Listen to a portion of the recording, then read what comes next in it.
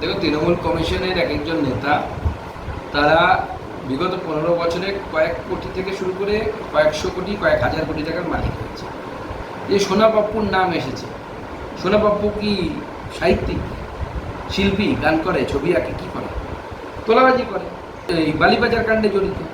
নানা রকমের অভিযোগ তৃণমূল কংগ্রেসের নেতাদের বিরুদ্ধে আছে। কোথাও কয়লা পাচারের অভিযোগ আছে, কোথাও স্কোয়ার ফুটে স্কোয়ার ইঞ্চিতে টাকা নেওয়ার অভিযোগ আছে।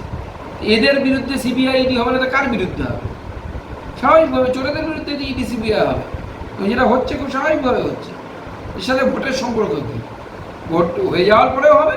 আরও একবার প্রমাণ হলো যে তৃণমূল কংগ্রেসের হারমাত বাহিনী কতটা ভীত সন্ত্রস্ত, সেই জন্য তারা এই ধরনের বিজেপি প্রার্থীদের উপর হামলা করছে। শুধু হামলা নয়, সেই হামলা করে তার গাড়ি ভেঙে দেওয়া হচ্ছে, তিনিও আহত হয়েছে। এই ভয়ঙ্কর পরিস্থিতি, আমি নির্বাচন কমিশনকে অনুরোধ করব যে এর কগনিজেন্স নেবার জন্য এবং ইমিডিয়েটলি এই দাঙ্গা হাঙ্গামার সাথে যারা যুক্ত, যারা বিজেপি প্রার্থীর উপর হামলা করেছে, তাদেরকে জেলের ঘানি টানানোর ব্যবস্থা করা। প্রত্যেকটি বিল্ডার, যে বিল্ডারগুলো প্রতি মাসে মমতা বন্দ্যোপাধ্যায়ের দলকে উপঢৌকন দেয়, সেই বিল্ডাররা হয় পুলিশের ব্যবহার করে এবং অথবা গুন্ডাদের ব্যবহার করে লিগাল যেখানে লিটিগেশন আছে, সেই সমস্ত লিটিগেটেড ল্যান্ড, অর্থাৎ মামলায় জড়িয়ে থাকা জমি, সেই জমি দখল করে সেখানে বড় বড় প্রজেক্ট চালাচ্ছে। আপনারা জানেন বিগত দিনে ইডি বেশ কয়েকটি বহুতল যারা বানায় সেই ধরনের সংস্থা, অর্থাৎ প্রমোটার সংস্থার ওখানে রেড করেছে এবং এক্ষেত্রে বড় ভূমিকা পালন করে এই শান্তনু সিনহা বিশ্বাস, এবং সেই জন্যই সে পালিয়ে বেড়াচ্ছে। এখন সে ধরা দিচ্ছে না পুলিশের, মানে ইডির কাছে। সে নিজে পুলিশ হয়ে পালিয়ে বেড়াচ্ছে। মানে আমরা জানতাম পুলিশের ভয়ে চোর পালায়, এখন দেখছি ইডির ভয়ে পুলিশ পালাচ্ছে। সে পালিয়ে ঘুরে বেড়াচ্ছে এবং এর জন্যই কলকাতার বাইরে শান্তনু সিনহা বিশ্বাসকে কোনো ট্রান্সফার হতে হয়নি।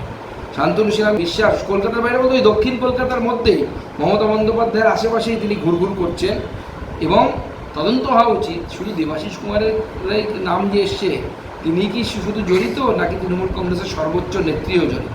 তৃণমূলের প্রাক্তন সাংসদ নুসরতকেও আচমকা ইডি ডাকল পুরনো একটি ফ্ল্যাট ধরানো মামলায়, যেটি বিজেপি নেতার লোকজন জোগাড় করেছিলেন। এই মামলায় ডেকে পাঠালো ইডি। দেখবেন, ইডি সমন দেওয়ার যখন সময় হয় সমন দেবে। যাদের বিরুদ্ধে মামলা আছে তারা সমন পেয়ে ইডির কাছে যাবে, ইডিকে বলবে যে তারা আদৌ জড়িত কি জড়িত না। ইডি ডেকেছে মানে সে অপরাধী এরকম তো নয়, আমরা সেটা বলছি না। তাকে গিয়ে ইডির কাছে কাজ দিয়ে কাগজপত্র দেয়া। সূত্রের খবর পেয়ে ইনকাম ট্যাক্স ডিপার্টমেন্ট গত রবিবার দেবাশিস কুমারের বাড়িতে অভিযান চালিয়েছে। সেখানে তার ঘোষিত সম্পত্তি যা আছে তার সঙ্গে অনেক অসঙ্গতি পেয়েছে। না, আমরা তো বলার কিছু নেই, বাংলার জনগণ দেখবে। আমরা আর কি বলবো? আমরা তো বলেছি বহু বছর ধরে বলছি, বহুবার বলেছি যে তৃণমূল কংগ্রেসের নেতারা এই লাস্ট কয়েক বছরে কয়েক কোটি টাকার মালিক থেকে শুরু করে কয়েকশো হাজার কোটি টাকার মালিক হয়েছে এক একজন নেতা। এই দেবাশিস কুমার বাবুর যদি দেখা যায়, যখন ওনার লাস্ট 5 বছর, সেই 5 বছরের সম্পত্তি 4 কোটি থেকে 8 কোটির উপরে হয়ে গেছে, মানে 1 লাফে ডবল। যে 5 বছরে, এখন তো জানি না মানে কেন্দ্র সরকারের তো এরকম কোনো স্কিম নেই যে 5 বছরে টাকা ডবল হয়। আগে এক সময় হতো। তো এখন তৃণমূল কংগ্রেসের নেতারা জনগণের টাকা চুরি করে কোটি কোটি টাকার মালিক হবে, আর তারা ভাববে যে বহাল তবিয়তে থাকবে। হবে না। প্রেশারও হবে, প্রেশার হাই হবে, সুগারও হবে, কিডনিও যাবে, সব যাবে, টাকাও যাবে।